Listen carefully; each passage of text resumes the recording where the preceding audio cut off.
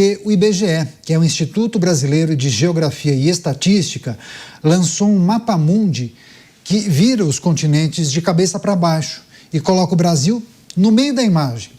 O Instituto utilizou esse material para abrir a comemoração de 90 anos da entidade. A nova representação destaca regiões como a Amazônia, com cores fortes. O mapa foca a contagem de aves, mamíferos e peixes em espaço de 100 quilômetros quadrados. Segundo o órgão, a mudança no visual serve para mostrar o peso político e social do Brasil no cenário atual.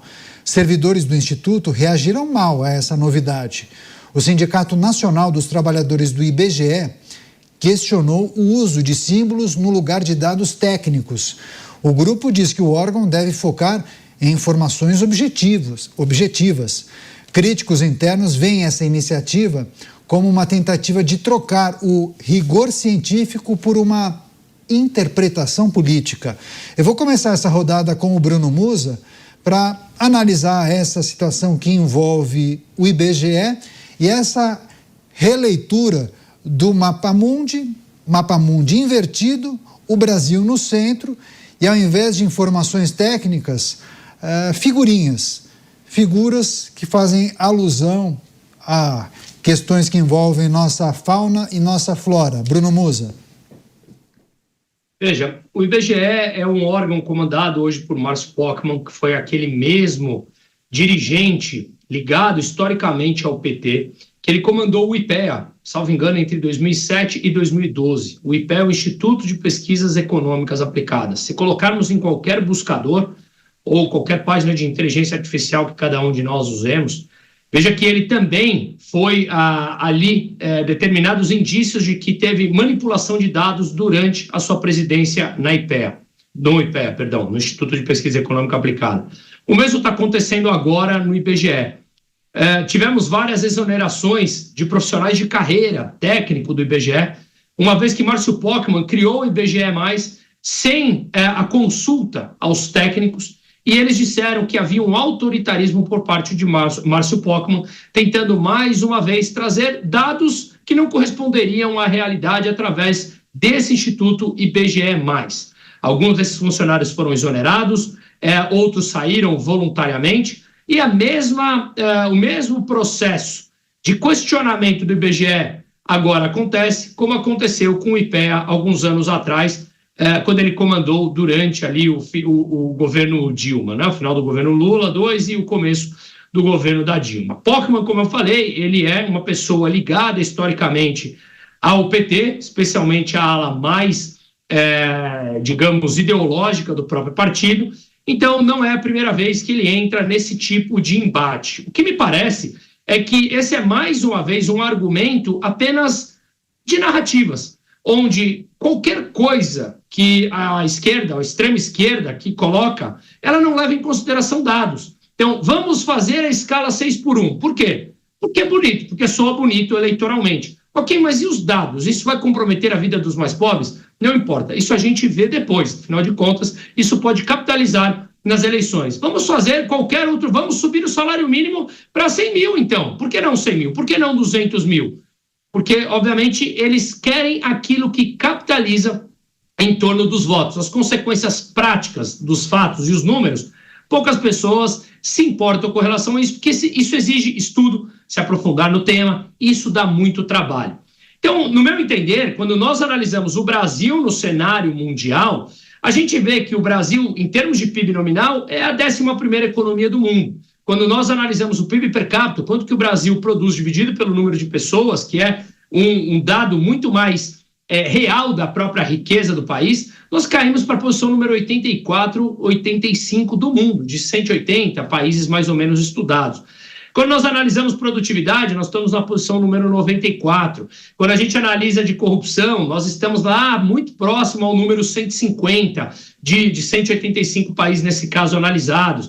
Enfim, IDH lá embaixo, corrupção lá em cima. Os dados mostram uma realidade. Mas aqui o mapa mundi do IBGE, assim como os números falaciosos que ele mostra, coloca o Brasil no centro do mundo. E aqui eu queria questionar só, e passo a palavra, assim como o Zé Dirceu falou há pouco tempo que o Brasil é um país rico. E eu queria dizer, sobre quais métricas? ter atributos não significa que você é rico. Você pode simplesmente jogar fora esses atributos, que é o que o Brasil faz. Nós teríamos atributos para sermos ricos. O que fazemos com isso? Nada. Populismo e extração e espoliação da população com ideias e mentalidade retrógrada. Então, isso mostra para mim um ativismo, uma narrativa e uma profunda arrogância sem nenhum conhecimento e aprofundamento dos dados técnicos. Chamar o Cristiano Berardo, não, Luiz Felipe Dávila. O Dávila está na fila.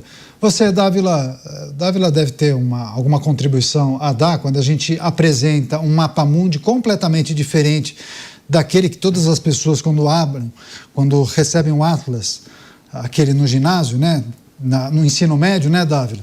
A gente costuma acompanhar uma organização que segue um padrão, né, um padrão internacional, inclusive. E aí o IBGE acaba alterando, ele inverte, coloca de cabeça para baixo, coloca o Brasil no centro, possivelmente para vender o Brasil como a grande liderança mundial. É mais ou menos por aí, Dávila? Caniato, o IBGE agora produz um mapa sobre o olhar ideológico militante partidário do PT. O Brasil está no centro do mundo, só que no centro do mundo de ponta cabeça. Não existe um símbolo que mostra mais como este governo, aliás, este desgoverno, destruiu o Brasil. O que sobrou foi fazer um mapa-mundi de ponta cabeça para o Brasil estar no centro do mundo.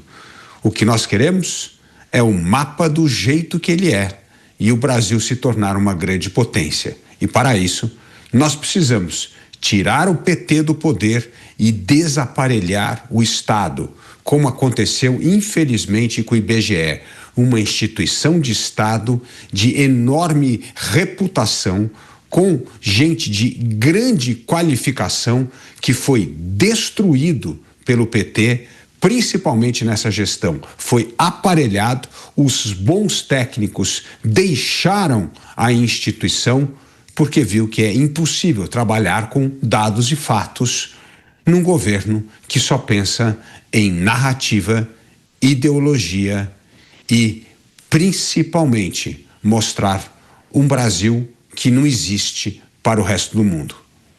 Pois é, o que é interessante, deixa eu até passar para o Cristiano Beraldo. Beraldo, para além do mapa-mundi invertido, o mais curioso ou preocupante é que servidores do IBGE têm questionado a atuação dessa nova administração. Para além dessa alteração, né, a inversão do mapa-mundi, há inclusive questionamentos sobre a tabulação dos dados, né, a apresentação dos números. E isso é muito preocupante, porque os números, muitas vezes divulgados pelo IBGE, acabam ditando a maneira como a administração trabalhará, por exemplo, as políticas públicas, né? Então é muito sério quando você altera ou faz uma leitura criativa de um problema, por exemplo. Olha, Caniato, veja que dessa questão dos simbolismos, né? A esquerda, acho que no mundo inteiro, ela se apegou a esses simbolismos para atrair a atenção. É como um gatilho em que as pessoas se conectam com determinadas coisas. Mas na prática, para o mundo real, um órgão do Estado brasileiro vir com esse tipo de imagem depõe moralmente contra o Brasil, porque isso não faz absolutamente nenhum sentido, mas isso também não tem nenhuma relevância, quer dizer, nada muda com essa publicação. O mundo não vai passar agora a olhar o mapa de uma forma diferente do que o mundo inteiro convencionou a olhar.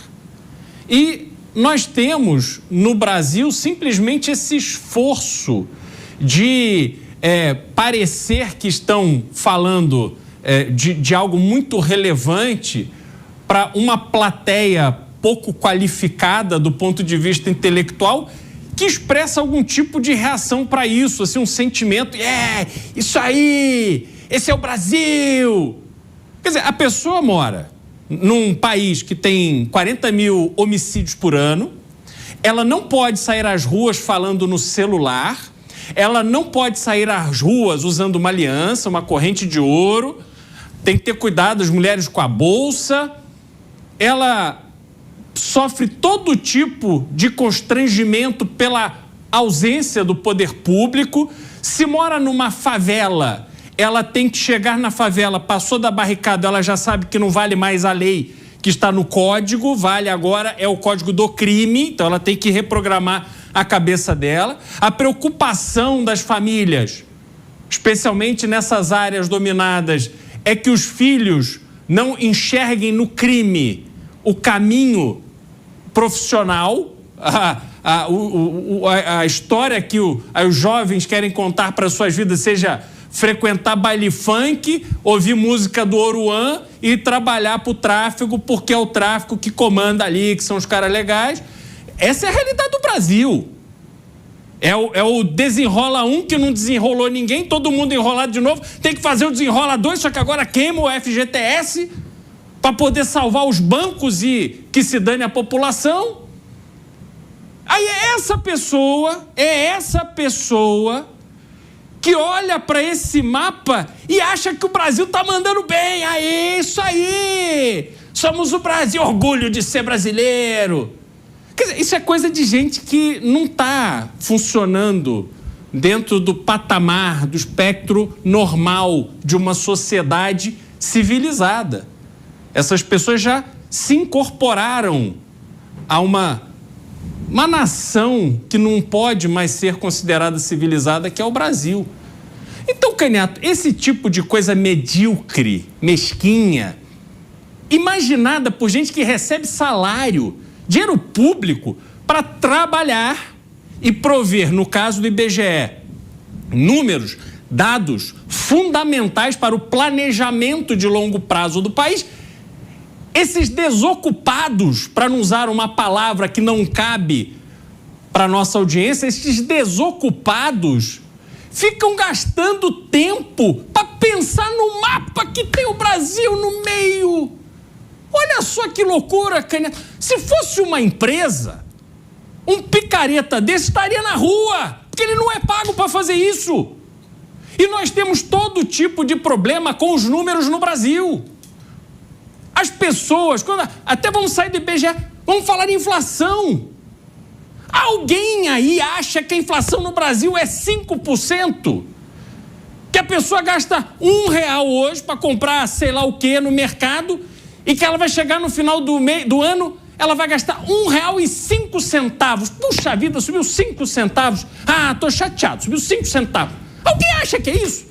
A gente está vendo a realidade das coisas, a gente está vendo o Brasil em crise. A gente está vendo o que está acontecendo no mercado imobiliário pelo país inteiro. Aí o IBGE está preocupado com o mapa, Canhato. Então, não dá, tem que ser demissão coletiva. É a única coisa que a gente pode esperar para o Brasil. Pois é, daqui a pouco eu vou chamar o Roberto Mota. O Mota também vai analisar esse mapa diferentão do IBGE. Depois do break comercial, é um intervalo super rápido. Voltaremos em 1 minuto e 20. Até já. Os pingos nos is. Jovem Pan. Comunicar vai além de falar. É marcar presença onde o seu público está.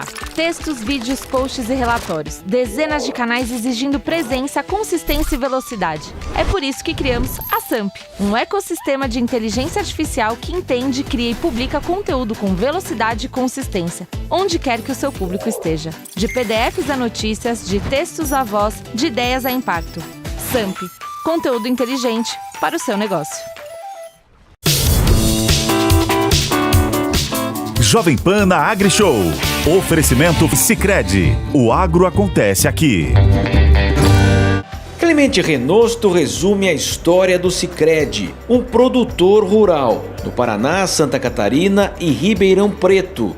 Foi sócio fundador de cooperativa, modelo que se transformou no maior financiador privado do agronegócio. Apoiando o nosso associado. E quando eu falo nosso associado, eu não falo só do associado da Sicredi Somos, mas sim dos mais de 10,5 milhões de associados em todo o nosso país. A gente está aqui representando todas as cooperativas do sistema Sicredi, acolhendo os nossos associados e viabilizando linhas de recursos, não só do Plano Safra, mas recursos via BNDES, Recursos próprios da captação de poupança, que é a principal fonte de receita nossa, para financiar o agronegócio é a origem da poupança. E também nós somos o principal repassador privado de recursos do BNDES para o agronegócio, não só para o negócio, mas também para a indústria e comércio, como um todo. Clemente Renosto reforça que o Sicredi está presente principalmente nos pequenos municípios, dentro da sua história de atender a todos os brasileiros. Jornal Jovem Pan, de segunda a sexta, às 8 da noite, na Jovem Pan News. Os pingos nos is. Jovem Pan. Estamos de volta com o programa Os Pingos nos Is. E antes do break comercial, nós falávamos sobre um mapa mundi que foi produzido pela equipe do IBGE, um mapa mundi diferente, invertido. Se a gente tiver só a imagem para compartilhar com as pessoas que chegaram agora e nos acompanham naturalmente pelas plataformas digitais, pela TV e pelo Panflix, também pelo YouTube, é um mapa diferente daquele que a gente conhece, porque ele está invertido. E o Brasil está no centro. Então, vende a imagem de que o Brasil é a grande potência, né? Está no centro do mundo. E aí há muitos questionamentos também sobre as informações que constam nesse mapa. Houve, inclusive, muitas observações feitas por funcionários, por servidores do IBGE, que questionaram a ausência de dados técnicos e algumas figuras que fazem alusão à floresta amazônica, a nossa fauna e a nossa flora. Chamar os nossos comentaristas? Deixa eu passar para o Roberto Mota, antes disso, só recebendo a rede Jovem Pan, todos agora conectados com a gente em Os Pingos nos Is. Você, Mota, primeiro, queria que você analisasse esse mapa pitoresco, talvez eu poderia até utilizar um outro adjetivo, mas eu queria que você também projetasse quais são as consequências, porque o Beraldo falou, bom, isso não vai fazer diferença na relação dos outros países para com o Brasil, ou seja, não é porque divulgamos, o IBGE divulgou esse mapa, que um outro país vai acreditar que de fato essa seja a realidade. Mas qual é o impacto disso, por exemplo, nas escolas, né? Se as crianças começarem a receber esse tipo de impressão no atlas geográfico. Caniato, você adivinhou o meu comentário. Mas vamos lá, vamos começar devagar, que é para a direção do IBGE entender o que eu vou explicar. No espaço sideral, não existe em cima nem embaixo. A forma de representar os países no mapa é uma convenção adotada para facilitar a vida das pessoas. Eu sei que os revolucionários odeiam convenções. Vamos lembrar, na Revolução Francesa, os revolucionários mudaram o nome dos meses, mudaram o nome dos dias da semana.